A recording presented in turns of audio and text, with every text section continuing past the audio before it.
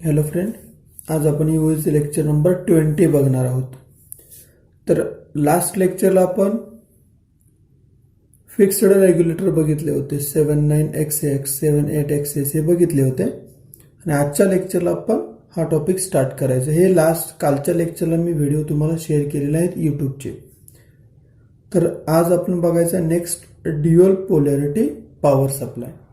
आता dual polarity power supply म्हणजेच काय की सपोज हा रेग्युलेटर जर मी घेतला असता तर 79 काय सांगतो की हे सप्लाय निगेटिव्ह आहे किंवा व्होल्टेज निगेटिव्ह भेटणार आणि 2X पुढचे काय सांगत असतात की ते आउटपुटचं व्होल्टेज आहे. जसं की 79 आहे हे काय सांगितलं त्यांना निगेटिव्ह व्होल्टेज आहे आणि 79च्या पुढे किती आहे 0.5 व्होल्ट.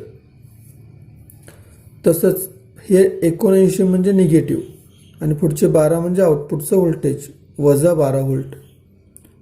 मग ॲट अ टाइम हा IC एकतर निगेटिव्ह व्होल्टेज देईल किंवा जर 78XX असेल तर तो IC पॉझिटिव्ह 12 व्होल्ट देईल. त्यांनी पर्याय असा केलेला एक सर्किट तयार केले. ते सर्किट काय करतं at a time positive voltage पण तुम्हाला देतं आणि निगेटिव्ह व्होल्टेज पण देतं. चला मी ते सर्किट तुम्हाला इथं दाखवतो. हे सर्किट इथे आहे.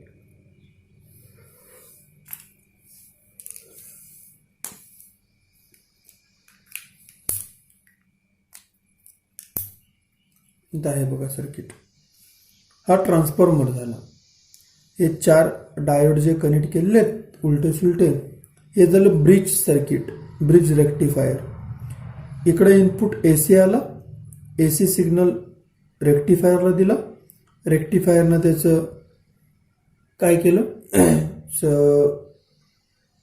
पल्सेटिंग DC मध्ये कन्वर्ट केलं आणि आलेला सिग्नल या 2 पॉइंटला तो तुम्ही डायरेक्ट रेग्युलेटरला दिलेला आहात.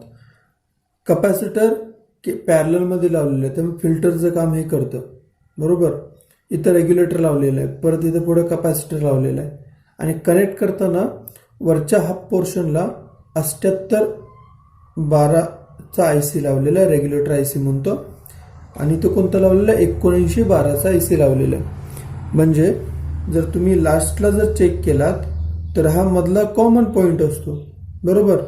पहिल्या 2 पॉईंटला जर व्होल्टेज तुम्ही चेक केलं तर +12 व्होल्टेज भेटेल आणि इकडे जर व्होल्टेज चेक केलं तर तुम्हाला इकडे -12 व्होल्टेज मिळते. म्हणजे ॲट अ टाइम +12 व्होल्टेज पण भेटणार, -12 व्होल्टेज पण भेटणार. हा LED असेल जो की तुमचा इकडून सप्लाय आल्यानंतर इकडे तुमचा तो ऑन होईल आणि LED तुम्हाला ग्लो झालेला बघायला भेटेल. लक्षात आलं. या 7812 आणि 7912च्या आजूबाजूला जे कपॅसिटर जोडलेले आहेत याचे कनेक्शनसाठी किंवा जे सर्किट कंप्लीट होण्यासाठी ते लावलेले आहेत. लक्षात आलं का बघा. म्हणजे ते मॉडिफाय कसं करत गेलो बघा. आपण मी जर हा IC घेतला असता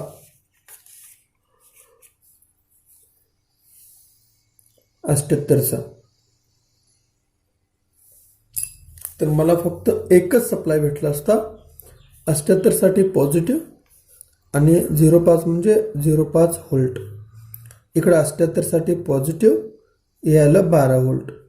म्हणजे एकतर हा एकच IC वापरू शकता तुम्ही किंवा हा दुसरा IC वापरू शकता.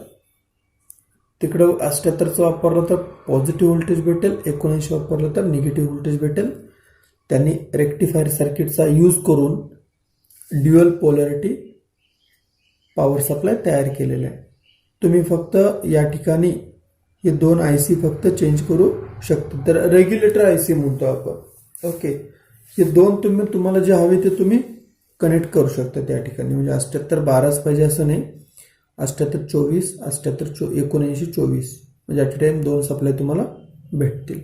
लक्षात आलं ड्युअल पोलॅरिटीचं. चला आपण नेक्स्ट टॉपिक पाहू.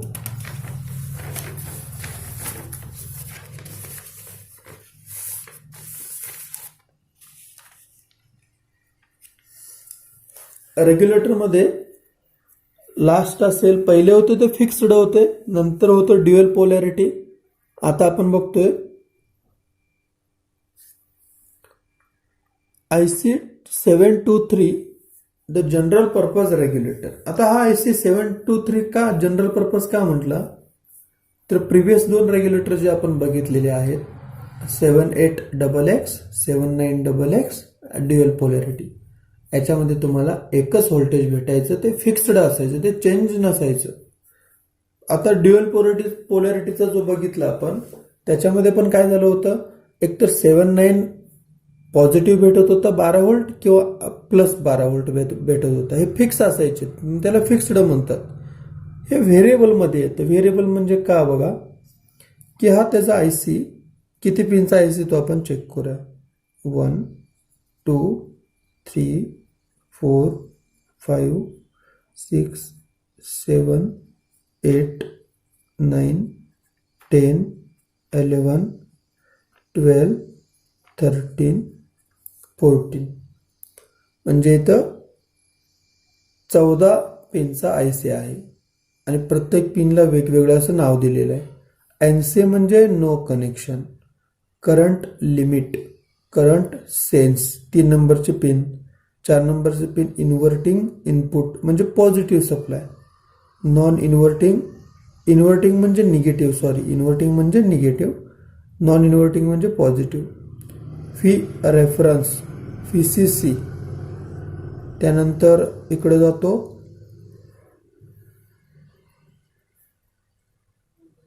8 नंबरला NC, पुन्हा 9 नंबरला VZ झिनर व्होल्टेज,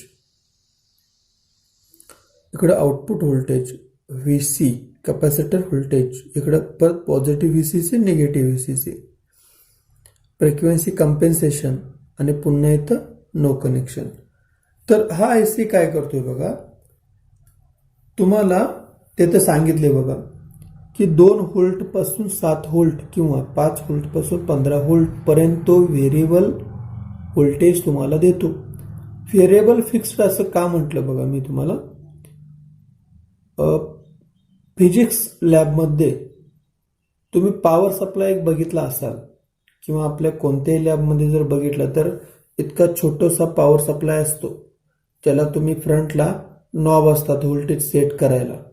तर ते 0 पासून 30 पर्यंत तुम्ही व्होल्टेज तिथं सेट करू शकता. म्हणजे तुम्हाला 0 पाहिजे, 1 पाहिजे, 2 पाहिजे, 3 पाहिजे, असं तुम्ही वेगवेगळं व्होल्टेज काय करू शकता, सेट करू शकता. आणि ते व्होल्टेज एकदा तुम्ही सेट केला तर ते व्होल्टेज फिक्स राहतं. म्हणजे ते व्हेरिएबल पण करू शकता आणि तुम्हाला जे हवं आहे ते व्होल्टेज तुम्ही स्थिर ठेवू शकता. तर याच्या आधीचं काय बघितलं होतं 78XS आणि 79XS मध्ये की ते फिक्स असायचे. तुम्हाला समजा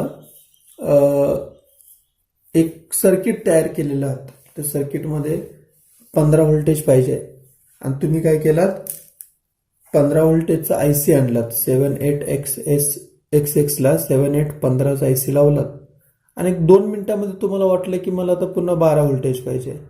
तुम्हाला काय करायला लागत होतं, 7815चा आयसी जो कनेक्ट केलेला आहे तो तुम्ही काढायचा, तिथून डिसोल्डरिंग करायचा, त्या ठिकाणी 12चा आयसी टाकायचा. परत एक 2-3 मिनिटांनंतर वाटलं की नाही मला 6 व्होल्टेजचा आयसी पाहिजे, तो 12 व्होल्टेजचा आयसी काढायचा, 6 व्होल्टेजचा टाकायचा. तुम्ही कनेक्शन करताय का नाही करताय तो पण म्हटलेत नाही, 2 व्होल्टेजचा आयसीला. ह्याच्यामुळे होतं काय की एकतर ते सर्किट डॅमेज होईल किंवा ते कनेक्शन लूज होईल, कनेक्शन खराब होईल आणि आपल्याला त्रास जास्त होणार आहे प्रत्येक वेळी ते सर्किट कमी जास्त काढघाल करण्यासाठी. याला पर्याय काय काढला त्याने, व्हेरिएबल व्होल्टेज तयार केला, तो म्हणजे हा 723चा. याचं व्होल्टेज कुठून व्हेरी होतं, 2 व्होल्टेज पासून 7 व्होल्टेज पर्यंत किंवा 5 व्होल्टेज पासून 15 व्होल्टेज पर्यंत. म्हणजे तिथं असा नॉब दिलेला असतो तुम्हाला, असं नॉब तुम्ही फक्त असं फिरवायचं आहे आणि डिस्प्ले दिलेला असेल त्या ठिकाणी तुम्ही फक्त फिरवायचं की 2 व्होल्ट पाहिजे, फिरवला, 2 इथं आलं, स्टॉप. मग तुम्ही 2 वायर घ्या तिथं, पॉझिटिव्ह आणि निगेटिव्ह, त्या 2 वायर बाहेर येतील, एक रेड कलर एक ब्लॅक कलर. त्याला मल्टीमीटर जर तुम्ही चेक केलं तर तुम्हाला त्या ठिकाणी 2 व्होल्टेज बघायला भेटेल. असं कुठून कुठे व्हॅरी होतं, 2 व्होल्टेज पासून 7 व्होल्ट असेल किंवा 5 व्होल्ट पासून 15 व्होल्ट पर्यंत असेल. मग हा आयसी का वापरला जातो, तर शॉर्ट सर्किट जिथं होतं, शॉर्ट सर्किट सगळ्यांना माहित आहे बरोबर. शॉर्ट म्हणजेच काय रे, पॉझिटिव्ह निगेटिव्ह सप्लाय जेव्हा एकत्र येतात त्या ठिकाणी शॉर्ट होतं ते सर्किट. मग यात तेव्हा काय होतं, ते सर्किट पूर्ण बर्न होऊन जातं. अशा ठिकाणी हे प्रोटेक्शनचं सुद्धा काम करतं. म्हणून त्याला काय म्हटलं, शॉर्ट सर्किट प्रोटेक्शन सुद्धा ह्या IC ला यूज होतो. आणि जे करंट कपॅसिटी किती आहे, 1 अँपिअर पर्यंत आहे. आलं का लक्षात, प्रत्येक पिनची करंट कपॅसिटी किती आहे, 1 अँपिअर पर्यंत आहे म्हणा, किंवा या रेग्युलेटरची कपॅसिटी 1 अँपिअर पर्यंत आहे. त्यामुळे हा सुटेबल मानला जातो. आलं लक्षात. ते बघितले होते फिक्स्ड, हे बघतोय आपण व्हेरिएबल. चला आपण नेक्स्ट टॉपिक बघू.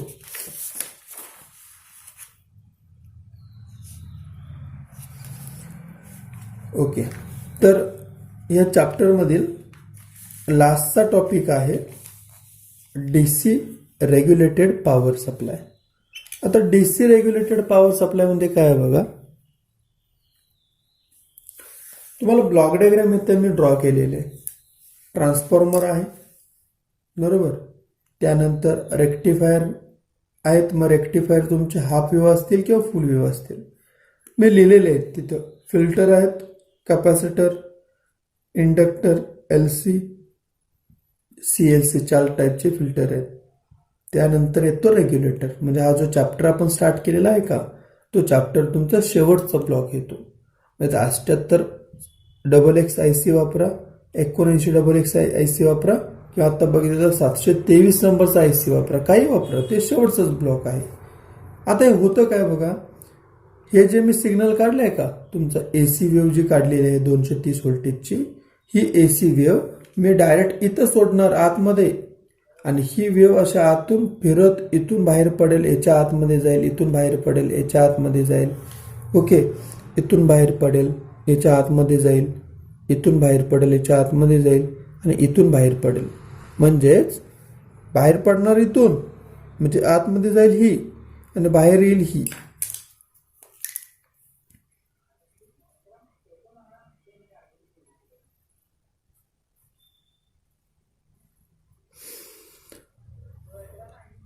ह्याला म्हणायचं 230 व्होल्ट AC, ह्याला म्हणायचं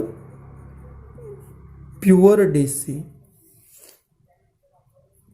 आलं का लक्षात काय केलं ते. आणि याच्यापासून ही वेव्ह मिळवण्यासाठी हे ब्लॉक खूप महत्त्वाचे आहेत, ह्याचा रोल खूप महत्त्वाचा आहे. आलं लक्षात. ठीक आहे, मग आता स्टार्ट करू 1 बाय 1. बघा, हा सिग्नल इथे दिला,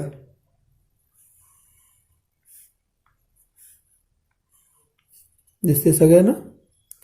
हा सिग्नल ट्रान्सफॉर्मरला दिल्यानंतर ट्रान्सफॉर्मर वापरलेला स्टेप डाऊन. स्टेप डाऊन म्हणजेच काय केलं, 230 व्होल्टेजचं व्होल्टेज कमी होतं, आणि याच्या आउटपुटला म्हणजे इथं, म्हणजे हा सिग्नल इथून बाहेर पडला, आतमध्ये गेला ना, तो इथून बाहेर पडेल. पाईपलाईन आहे सगळं इथं धरा. मग इथून बाहेर पडलेला सिग्नल इथंच जाणार आहे ना पुढं, त्यामुळं इथला मधला लिहितो असं मी, म्हणजे दोन्हीकडे जाणार आहे तो सिग्नल. स्टेप डाऊन होतं, त्याचं शेप चेंज करत नाही.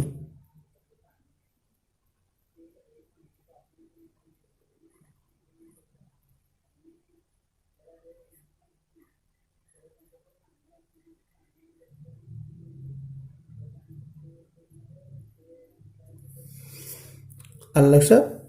याची साईज 230 व्होल्ट नाही. ट्रान्सफॉर्मर तुम्ही समजा 12012चा जर वापरला स्टेप डाऊन, तर याचं व्होल्टेज होऊन जातं 12 व्होल्ट AC. आलं लक्षात.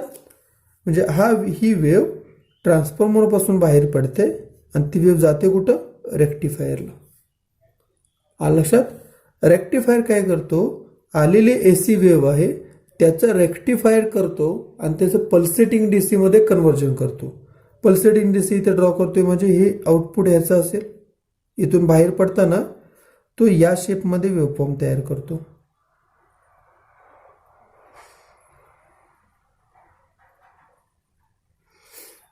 याला म्हणायचं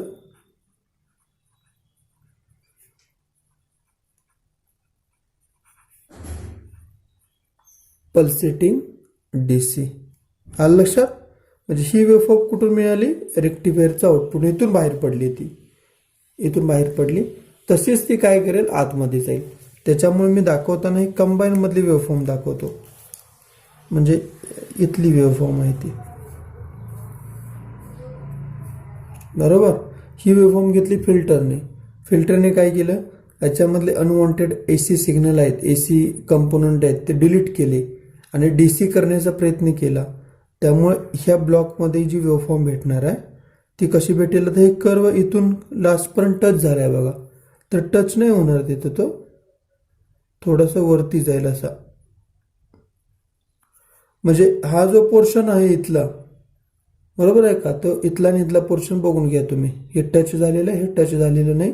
ही वेव्हफॉर्म आपल्याला DC कडे चालली, AC कंपोनंट कमी करायचं चालले, तर वेव्ह जे आहे ते वेव्ह कमी करायचा प्रयत्न फिल्टर करतं. फिल्टर वेव्हफॉर्म ती 2 टाइम 3 टाइम फिल्टर करून AC कंपोनंट काढून टाकण्याचा प्रयत्न करत असते. कारण ही वेव्ह कोणते AC आणि लास्टला मिळवायची आहे कोणती DC.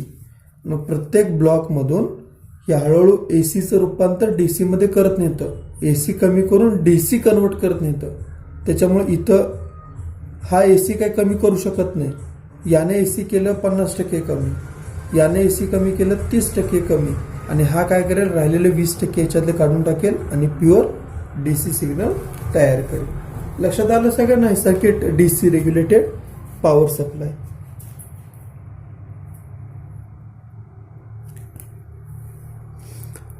ओके, तर हा अशा हिशोबाने आपला रेग्युलेटेड पॉवर सप्लाय हा चॅप्टर इथं संपलेला आहे. तर आपण आता याच लेक्चरमध्ये टाइम आहे आपल्याकडं, आपण नेक्स्ट चॅप्टर स्टार्ट करू. याच लेक्चरमध्ये कंटिन्यू करू. काही अवघड नाही, रेग्युलेटेड पॉवर सप्लाय खूप सिंपल आहे. ब्लॉक डायग्राम मी तुम्हाला एक्सप्लेन केलेलं आहे. ट्रान्सफॉर्मर सगळ्यांना माहिती आहे ना, 230 व्होल्ट ACच असतं. इथंही ACच आहे, इनपुट हे AC, आउटपुट हे ACच आहे. कारण याचं इनपुट आहे 230 व्होल्ट, आउटपुट आहे 12 व्होल्ट. रेक्टिफायरनं काय केलं, AC सिग्नल घेतला, त्याचं पल्सेटिंग DC तयार केलं. ते पल्सेटिंग DC दिली कुणाला, फिल्टरला. फिल्टरने काय केलं, AC कंपोनंट काढून टाकले, DCच्या जवळपास गेला, त्यामुळे ही वेव्हफॉर्म अशी भेटेल. ही वेव्हफॉर्म दिली कुणाला, रेग्युलेटरला. म्हणजे फिल्टरच्या पुढं, फिल्टरमधून बाहेर पडणारी वेव्हफॉर्म सरळ रेग्युलेटरकडे जाईल. मी फक्त मध्ये पोर्शन काढून दाखवलेलं की कोणती वेव्हफॉर्म पुढे चालले. इथं सुद्धा रेक्टिफायर पासून बाहेर पडलेली वेव्हफॉर्म सरळ फिल्टरकडे जाणार आहे. मी फक्त मधून रेस मारून बाहेर पाडली की नक्की कोणती वेव्हफॉर्म पुढे चालली, तर ही वेव्हफॉर्म चालली. आणि ही वेव्हफॉर्म रेग्युलेटरमधून बाहेर पडली तेव्हा तुम्हाला मिळाली प्युअर DC. ओके,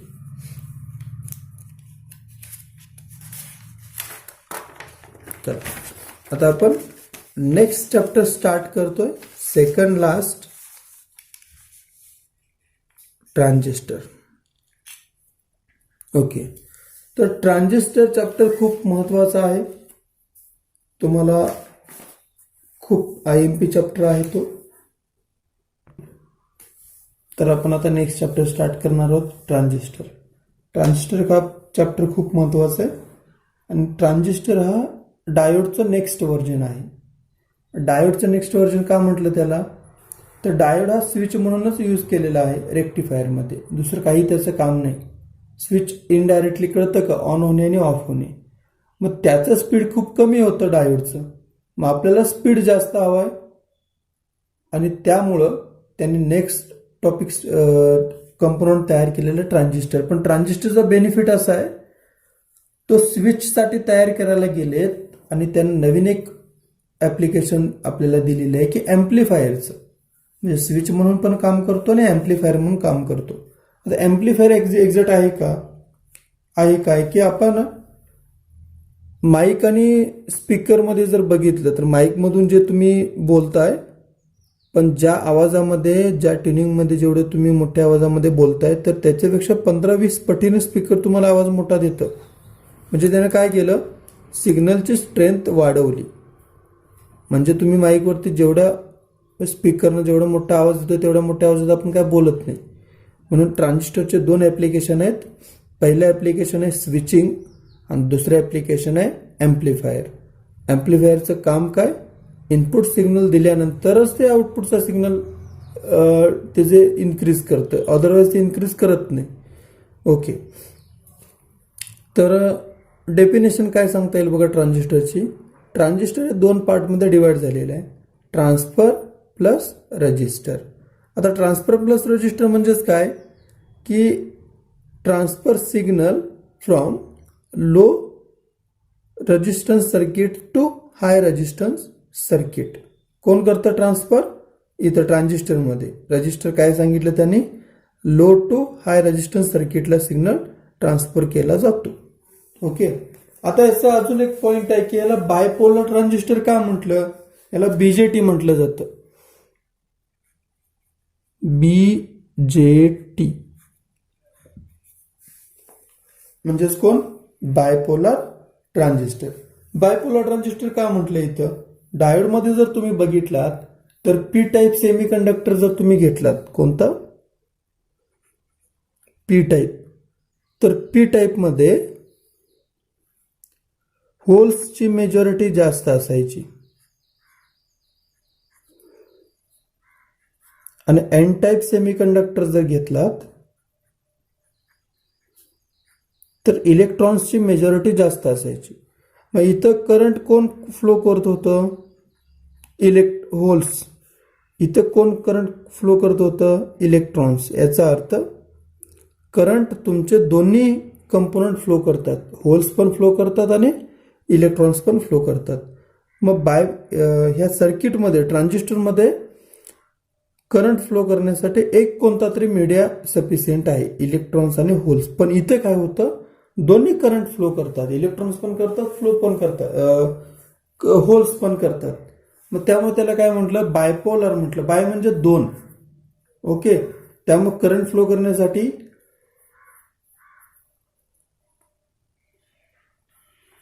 इथं सर्किटमध्ये चेक केलं जातं की होल्सची मेजॉरिटी जास्त आहे की करंटची मेजॉरिटी जास्त आहे. आणि जे जास्त असेल ते त्याच्या थ्रू करंट त्याने फ्लो केला जातो. त्यामुळे इथं म्हटलं जातं की current conduction is done by both electrons and holes. म्हणजे इलेक्ट्रॉन्समुळे पण करंट फ्लो होतो, होल्समुळे पण करंट फ्लो होतो, म्हणून त्याला म्हटलेलं आहे बायपोलर ट्रान्झिस्टर. आलं लक्षात? आता याला जर बघितलं तर याचे दोन टाईप्स आहेत बेसिकली, एनपीएन, पीएनपी. आता मी इथं पहिला टाईप लिहिलेला आहे पीएनपी, सेकंडला टाईप लिहिलेला आहे एनपीएन असं लिहिलेलं आहे. मी आता स्टार्ट करतो. मला ही लेअर डायग्राम आहे ऍक्च्युअली. मग लेअर डायग्राम मध्ये जसं इथं नाव आहे तसे मी लिहून घेतो. बघा,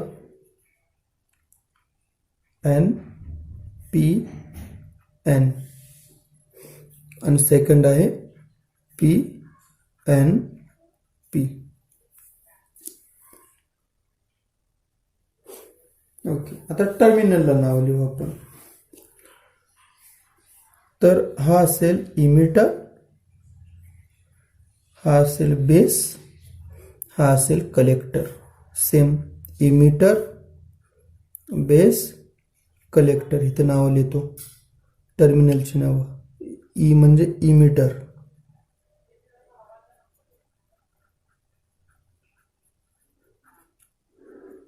बी म्हणजे बेस, सी म्हणजे कलेक्टर,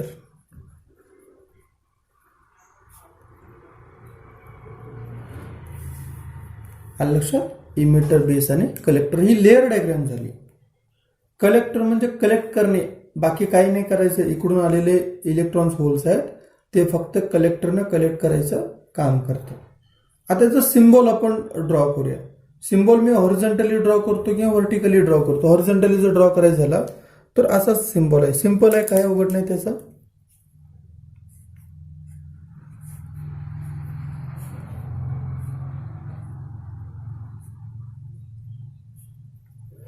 हा असेल इमिटर, हा असेल कलेक्टर, हा असेल बेस.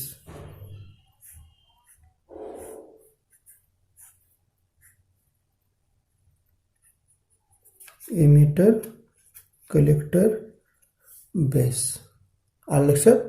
आणि ॲरोचा जो टर्मिनल आहे ते बघा, एन म्हणजे निगेटिव्ह, इथं लिहितो बघा. एन म्हणजे निगेटिव्ह, पी म्हणजे पॉझिटिव्ह, एन म्हणजे निगेटिव्ह. आणि इमिटरची जी वायर आहे का, ह्याला करंटची डायरेक्शन द्यावी लागते. मग करंट नेहमी पॉझिटिव्ह पासून निगेटिव्हकडे फ्लो होतो, त्यामुळे इकडूनच करंट तिकडे जाणार आहे. त्यामुळे ॲरो निगेटिव्ह टू पॉझिटिव्ह म्हणजे हे असं फ्लो होईल.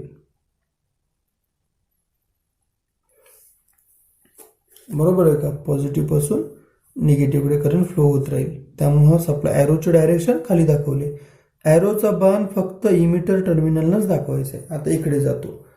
पी म्हणजे ही पहिली लाईन पॉझिटिव्ह, सेंटर निगेटिव्ह, परत हा पॉझिटिव्ह. मी इथं काय सांगितलं होतं, प्लसपासून निगेटिव्हकडे सप्लाय, प्लसपासून मायनसकडे सप्लायचा चालला आहे, म्हणून ॲरो इथं दाखवला बाहेर. इथं काय होतं, प्लसपासून मायनसकडे म्हणजे ॲरो असा येणार, म्हणजे ॲरो इथे येईल.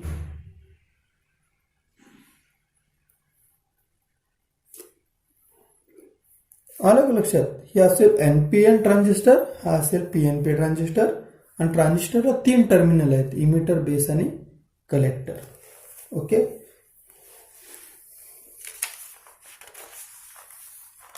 नेक्स्ट आता सिम्बॉल थोडासा मी व्हर्टिकली ड्रॉ करतो. बघा व्हर्टिकली सिम्बॉल मी ड्रॉ करून घेतलेला आहे. NPN बघा ना, इथं चेक करा. N म्हणजे निगेटिव्ह,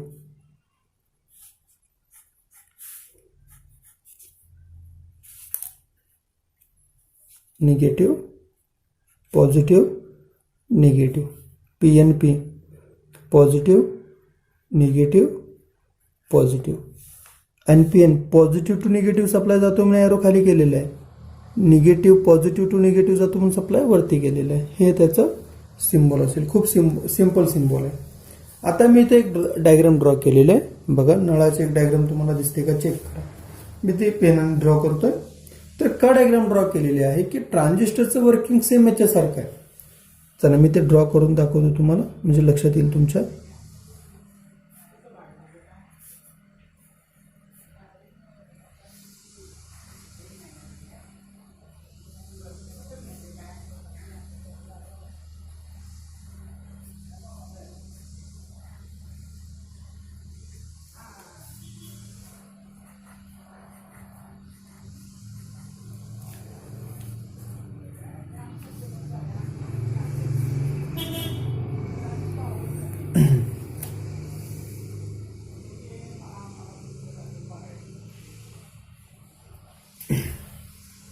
ओके.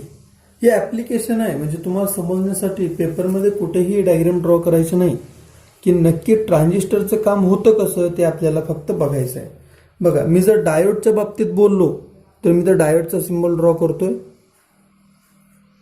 मी जर डायोडच्या बाबतीत बोललो तर बघा हा डायोड आहे, हा एनोड टर्मिनल, हा कॅथोड टर्मिनल. सप्लाय डायोडमध्ये नेहमी हे त्रिकोणाची जशी डायरेक्शन आहे बरोबर, तर याच बाजूने करंट नेहमी फ्लो होत असतो, तर तो डायोड ऑन होतो. जर करंट विरुद्ध दिशेने आला, टोकाच्या उलट्या दिशेने करंट जर आला तर डायोड हा बंद होतो. हे त्याचं बेसिक फंक्शन आहे आणि हा ॲज अ स्विच म्हणूनच वापरला जातो. तसं ह्या ट्रान्झिस्टरचं जे काम आहे तो सप्लाय, म्हणजे कलेक्टरला जर तुम्ही सप्लाय दिला तिथं, तर कलेक्टरपासून सप्लाय इमिटरकडे यायला पाहिजे सरळ खाली, पण तो आणायचा की नाही आणायचं ठरतं बेसवरती. आणि बेस ह्या सगळ्याला कंट्रोल करण्याचे काम करत असतो. बेसला सप्लाय जर तुम्ही दिलात तर ट्रान्झिस्टर ऑन होईल, बेसला सप्लाय तुम्ही नाही दिलात तर ट्रान्झिस्टर तिथे ऑन होणार नाही. ह्याचं बेस्ट एक्झाम्पल मी तुम्हाला हे नळाचं दाखवतो. काय सांगितलं मी, कलेक्टरपासून येणारा करंट इथं थांबलेला आहे, तो खाली पाठवायचा की नाही पाठवायचा हे काम, हे कंट्रोल फक्त कुणाच्या हातात आहे, बेसच्या हातात आहे. बरोबर आहे. बेसने जर सांगितलं तरच सप्लाय हा कलेक्टरचा इमिटरकडे जाणार. बेसने जर नाही सांगितलं तो सप्लाय तिथेच राहणार. म्हणून एक्झाम्पल खूप महत्वाचं काढलेलं आहे. चावीच्या कॉकला वरचा जो आहे फिरवतोय आपण त्याला बेस म्हणा, पाणी जिथून आतमध्ये येते त्याला कलेक्टर म्हणा, जिथून पाणी बाहेर पडते त्याला इमिटर म्हणा. म्हणजे लक्षात आलं, सगळं कंट्रोल कोणाच्या हातात आहे, बेसच्या हातात आहे. म्हणजे NPN ट्रान्झिस्टरला जर ऑन करायचं असेल तर बेसला सप्लाय द्यायला पाहिजे. बरोबर. म्हणजे बेसला सप्लाय म्हणजे बेसला इथं चेंज करायला पाहिजे, हलवायला पाहिजे असं. आणि बेस जर इथं तुम्ही मूव्ह केला तरच कलेक्टरमधला सप्लाय खाली येईल. तसं इथं जर तुम्ही इथं, एक मिनिट मी इथं दाखवतो.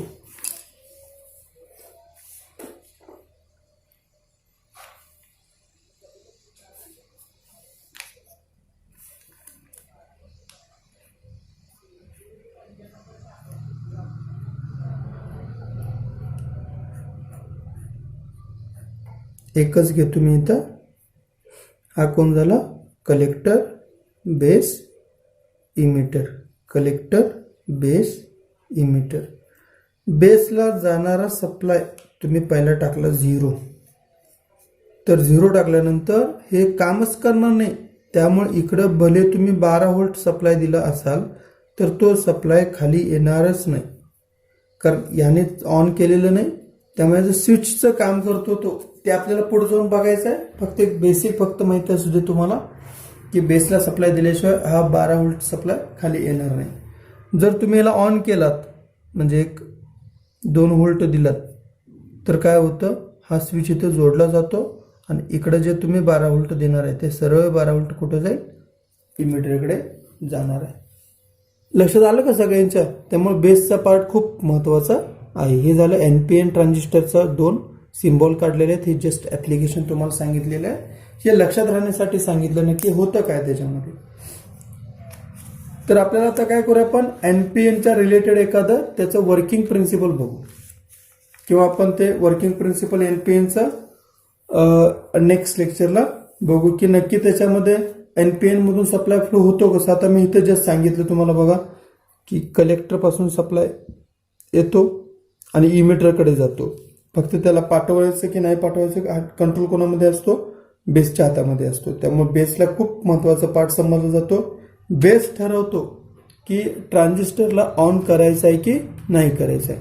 बेसला सप्लाय द्या, ट्रान्झिस्टर ऑन होईल. बेसचा सप्लाय काढून घ्या, ट्रान्झिस्टर तुमचा ऑफ होईल. लक्षात आलं सगळ्यांच्या? खूप सिंपल आहे, काय अवघड नाही याच्यामध्ये. तर आपण आता काय करूया, नेक्स्ट लेक्चरला ट्रान्झिस्टरचा राहिलेला पार्ट आपण स्टार्ट करू. NPN working principle of NPN transistor. ठीक आहे, लेक्चर आपण इथे स्टॉप करू.